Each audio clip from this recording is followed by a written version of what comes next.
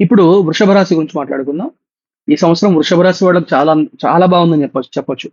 వృషభ రాశి వాళ్ళకి సాధారణంగా వాళ్ళు బానే ఉంటారు. అంటే ప్రతి సంవత్సరం గూడా వాళ్ళకి ఏదో విధమైనటువంటి కష్టాలు ఉన్నాయి అని అనుకుంటూ ఉంటారు. కానీ వాస్తవానికి ఏంటంటే వృషభ రాశికి అధిపతి శుక్రుడు. సరిగ్గా ఆలోచించి సరైనటువంటి తెలివిగా ఆలోచిస్తే వాళ్ళంత ఉన్నతమైన స్థితిలోకి ఎవరు వెళ్లరు. ఎందుకంటే ఎక్కువ మంది డాక్టర్స్ మనకు వృషభ రాశిలో కనబడుతుంటారు. అదే విధంగా ముఖ్యంగా రోహిణి నక్షత్రము అది చూస్తే చక్కటి నక్షత్రం అది. శుభ నక్షత్రం. కాబట్టి మంచి పొజిషన్‌లో ఉన్న వాళ్ళందరూ గూడా మీకు వృషభ రాశిలో కనబడుతుంటారు. వృషభ రాశి ఇంకోటేంటంటే టారస్ అంటాం గదా! దాన్ని వృషభం అంటే ఎద్దు గదా! ఎద్దంటే ఏమిటి? సహనానికి ప్రతీక. ధర్మానికి ప్రతీక. వీళ్ళు ధర్మంలో ఉన్నంత సేపు వీళ్ళని దేవుడు కాపాడుతూ ఉంటాడు. అంటే సాక్షాత్తు ధర్మస్వరూపుడు ఎవరు అనంటే పరమేశ్వరుడు. ఆ పరమేశ్వరుడు ఆరాధన ఎక్కువ జేయాలి వీళ్ళు. ఈ యొక్క వృషభ రాశి వాళ్ళు. పరమేశ్వరుడు ఆరాధన జేయాలి. అదే విధంగా ఆహ్, రోహిణి నక్షత్రం వాళ్ళు ముఖ్యంగా రోహిణి, కృత్తిక 3 పాదాలుంటాయి. రోహిణి 4 పాదాలుంటాయి. మృగశిర 2 పాదాలుంటాయి. ఇవన్నీ గూడా మీకు అమ్మవారికి సంబంధించినటువంటి అంశాలుగా మనం జెప్తాం. అది గాకుండా ఇంక మీరొకసారి గమనించండి. దీని తర్వాత రాశి ఏమిటి? మిథునం గదా! మిథునం అంటే ఏమిటి? జంట. భార్యాభర్తలు. అంటే ఏం జెప్తాం మేము? అంటే వైదికంగా మాట్లాడితే జంట ఎవరు? ఆది దంపతులు ఒక్కళ్ళే. అంటే పరమేశ్వరుడు, పరమేశ్వరి అంటే అమ్మవారు. ఆయన యొక్క వాహనం ఏమిటి? వృషభం. అంటే ఇటు పక్కన వృషభం వచ్చింది గదా! వృషభం అన్నమాట. కాబట్టి ఈ వృషభం ఎక్కినటువంటి మేషారూఢం జటాబద్ధం గౌరవర్ణమహోజసం గదా! అంటే ఈ వృషభాన్ని ఎక్కినటువంటి అతను దేన్ని ఇష్టపడతాడు? మేషాన్ని ఇష్టపడతాడు. మేషం అంటే మేషారూఢం అంటే ఏంటి? హోమం, హవనం. కాబట్టి హోమ క్రియలు వీళ్ళకు చాలా కీలకం అన్నమాట. కాబట్టి పరమేశ్వరుడు అత్యంత ఇష్టపడేటువంటి దానిలో వృషభం ఒకటని అర్థం చేసుకోండి. అమ్మవారు, అయ్యవారు ఇద్దరు గూడా స్వామివారైతే వృషభారూఢుడై ఉంటాడు.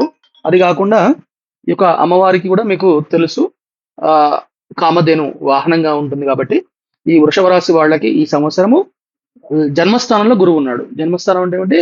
వృషభ రాశిలోనే గురువున్నాడు. అది గాకుండా రాహు చతుర్థంలో ఉన్నాడు. రాహుకేతువులు ఇద్దరు గూడా చతుర్థాలు ఇవన్నీ గూడా అంటే శుభుడు అన్నమాట. రాహు చాలా శుభంగా ఉన్నాడు. ఇంకా గురువు శుభంగానే ఉన్నాడు. అత్యంత అనుకూలంగా ఉంటుంది. 11 ఆదాయం ఈసారి వీళ్ళకి. 11 ఆదాయము, వ్యయం వచ్చేసి 5.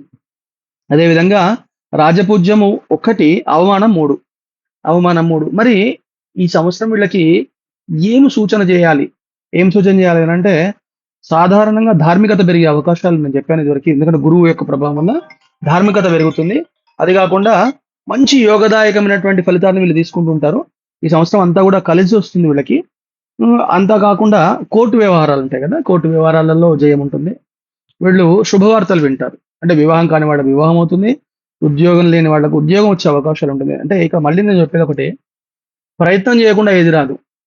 అంటే ఈ సంవత్సరం వృషభ రాశి వాళ్ళకి చాలా బాగుందండి అని చెప్పేసి ఇంట్లో కూర్చుంటే ఏది రాదు.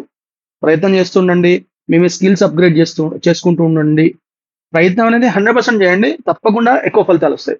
అంటే నేను మళ్ళీ చెప్పేది ఒకటే, 99.99% మనం కష్టపడాలి.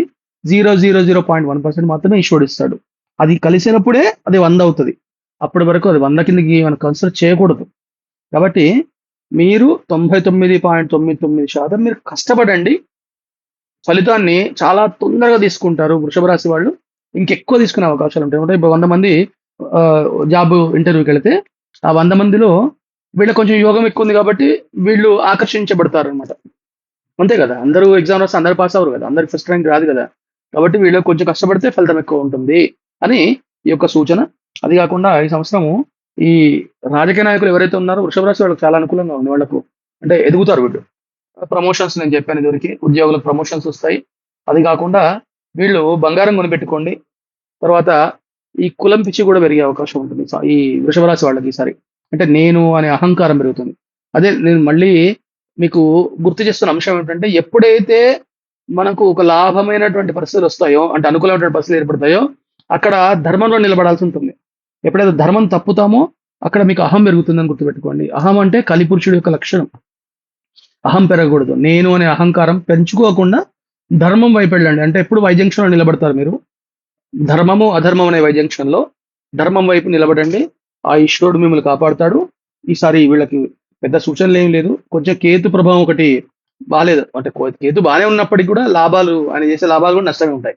నరాలకు సంబంధించిన సమస్యలొస్తాయి. ముఖ్యంగా రోహిణి వాళ్ళకి బ్రీతింగ్ ఇష్యూస్ వచ్చే అవకాశాలు ఉంటాయి. ఛాతీ సంబంధించినటువంటి సమస్యలు వస్తాయి కాబట్టి వీలైనంత వరకు నేను ఇదివరకు చెప్పిందే మళ్ళీ చెప్తున్నాను. శివారాధన ఆపకండి. అది కాకుండా దత్తుడి యొక్క ఆరాధన బాగా చేయండి. దత్తాత్రేయ స్వామి ఆరాధన, గానగాపూర్ అట్లాంటి క్షేత్రాల సందర్శనము, లేదా మీ గురువు ఎవరైనా ఉంటే వాళ్ళకి వెళ్ళి నమస్కరించుకోండి. అది కాకుండా మీరు చేయాల్సింది ఏంటంటే మాతృసేవ చేసుకోండి. తల్లి యొక్క సేవ చేయండి ఈ సంవత్సరం. ఈ సంవత్సరం ఇది ఎప్పుడు చేయాల్సిందే. కానీ ఈ సంవత్సరం ఇంకెక్కువ చేయాలంటే ప్రతిరోజు లేచి తల్లి యొక్క పాదాలని స్పృశించి నమస్కరించుకొని బయలుదేరండి. మీకు ఫలితం రాకపోతే నన్ను వచ్చి అడగండి. నేను మెట్టుగూడలో ఉంటాను. తర్వాత మిథున రాశి గురించి మాట్లాడుకుందాం.